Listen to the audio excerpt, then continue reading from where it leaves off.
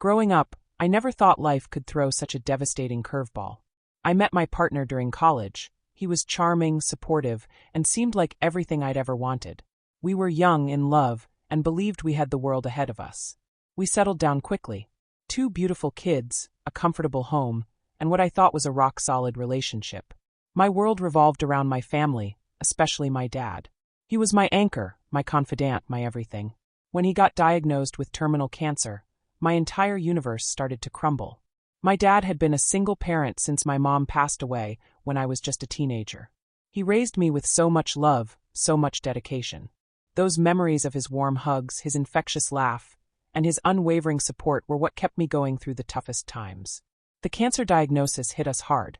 The doctors were brutally honest. He didn't have much time left.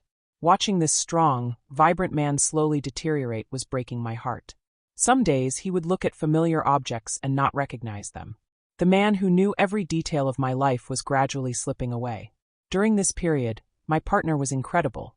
He was my rock, supporting me through every emotional breakdown. He encouraged me to quit my job so I could spend more time with my dad and take care of our growing family. We discovered I was pregnant again, and despite the chaos, he remained loving and supportive. My best friend since childhood was my other pillar of strength. We had grown up together, our families were close, and she had always been there for me. Whenever I needed a shoulder to cry on, she was right there. When I found out about my dad's condition, she was the first person I ran to. Life seemed challenging but manageable. I was holding everything together, taking care of my kids, supporting my dad, preparing for the new baby, maintaining our home. I thought we were a perfect family unit, weathering the storm together. Then everything changed on one ordinary morning. I was up early with our sick 3-year-old. My partner's work alarm was going off, and I gently woke him up. He mumbled something about working late, and went back to sleep. As I was turning off his remaining alarms, a text notification caught my eye. The message was from my best friend, and in that moment, my entire world stopped. I'm assuming since there hasn't been an angry pregnant lady on my doorstep, you haven't told her about us yet. My hand started shaking. With trembling fingers, I opened their conversation. For months they had been seeing each other behind my back. The messages were intimate, personal. Conversations filled with secrets, plans, stolen moments. My best friend, the person I considered my sister, who had held me during my darkest moments, had been betraying me all this time. My partner, who had been so loving, so attentive, so supportive during my dad's illness, had been having an affair right under my nose. There were no suspicious late nights, no lingering glances, no obvious signs. They had been careful, calculated. I sat there, pregnant and devastated, holding a phone that had just shattered my entire reality. My first thought wasn't anger. It was a profound, gut-wrenching sadness. How could they do this? How could 2 people I trusted most in the world betray me so completely? As the reality sunk in, I knew my life would never be the same again. The next few hours passed in a blur. I didn't cry. I didn't scream. I just existed. My kids needed me, my dad needed me, and I couldn't fall apart. Not now. Not ever. I waited until my partner left for work. The casual goodbye, the quick kiss, knowing what I now knew, felt like a knife twisting in my chest. But I remained calm, methodical. First, I called my lawyer. Then, I scheduled a medical checkup. I wasn't going to let this betrayal compromise my health or my unborn child's. The medical team was supportive, running every possible test to ensure my safety. My best friend's parents had been like a second family to me my entire life. Angie, who had been more of a mother to me than my own since I lost my mom, was the first person I called. Her response was swift and decisive. When I shared the evidence, something shifted in the room. Angie's husband listened quietly, his face growing darker with each passing moment. They didn't make excuses. They didn't try to soften the blow. They were as devastated by the betrayal as I was. "We raised her better than this," Angie said, her voice trembling with a mixture of anger and heartbreak. Packing was therapeutic. Each item I placed in a box felt like reclaiming a piece of myself. I was careful, deliberate. My children's belongings were packed first. Their safety and comfort were my priority. My dad's condition meant he was staying with me. Despite his failing health, he remained my strongest supporter. When I told him what happened, he simply held my hand. No lectures, no anger, just pure, unconditional love. My brother, recently returned from military deployment, became my unexpected ally. Jake had always been protective, and now he stepped up in ways I never expected. He helped me move, managed logistics, and kept me grounded. The confrontation, when it happened, was nothing like in movies. No dramatic scenes, no screaming. Just cold, calculated exposure of their betrayal. My best friend's parents forced them to sit through a presentation of their own text messages. The raw evidence of their affair laid bare. Her father's words cut the deepest. "You are no daughter of mine," he told her. For someone who had always been a daddy's girl, it was the ultimate rejection. My partner's reaction was a roller coaster. Begging, threatening, pleading. He cycled through every possible emotion. But I remained unmoved. The man I thought I knew had disappeared the moment I read those messages. Jake stayed close, helping me navigate the emotional minefield. He was patient, kind, offering support without expectations. When the kids were asleep, he'd sit with me, sometimes playing video games to distract me, sometimes just sitting in comfortable silence.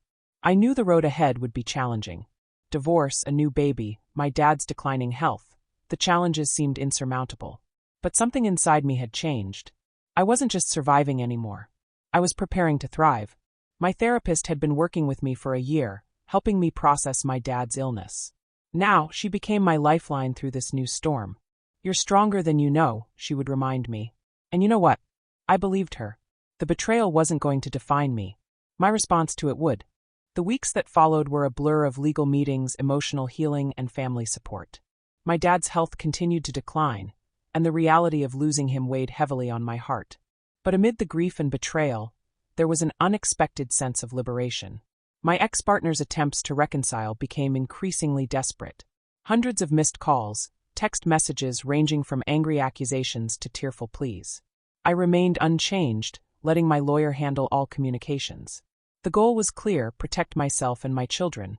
The divorce proceedings moved quickly. My lawyer was thorough, ensuring every detail was carefully examined. My ex seemed to realize the depth of his mistake, becoming increasingly compliant as the reality of his situation set in. When my baby was born, I made a conscious decision to keep my ex away from the hospital. The birth was a beautiful, healing moment, surrounded by the family that truly loved me. Jake was there, supporting me in ways that went beyond mere friendship. He arranged a postnatal massage, brought my favorite foods, and helped with the children. My dad passed away shortly after the baby's birth. Losing him was like losing a part of myself.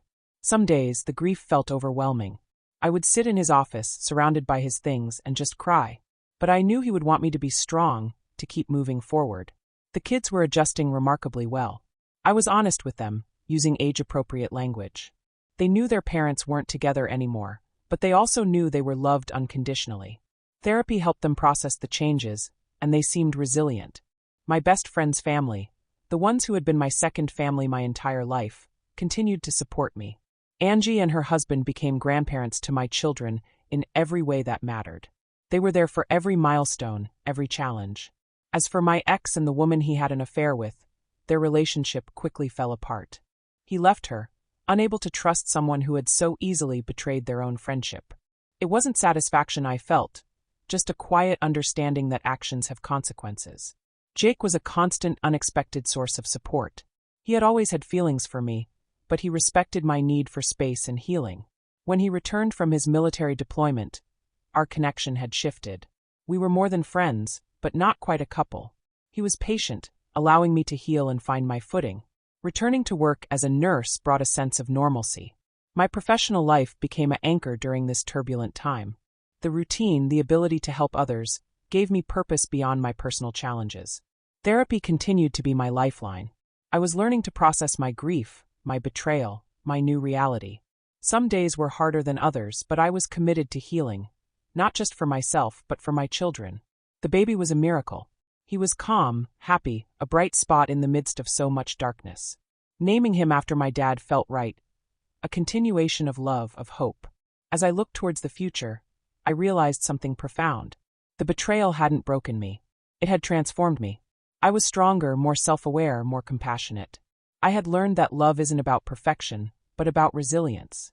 My life wasn't the picture-perfect story I once imagined. But it was real. It was mine. And for the first time in a long time, I was excited about what was coming next. Thank you for watching.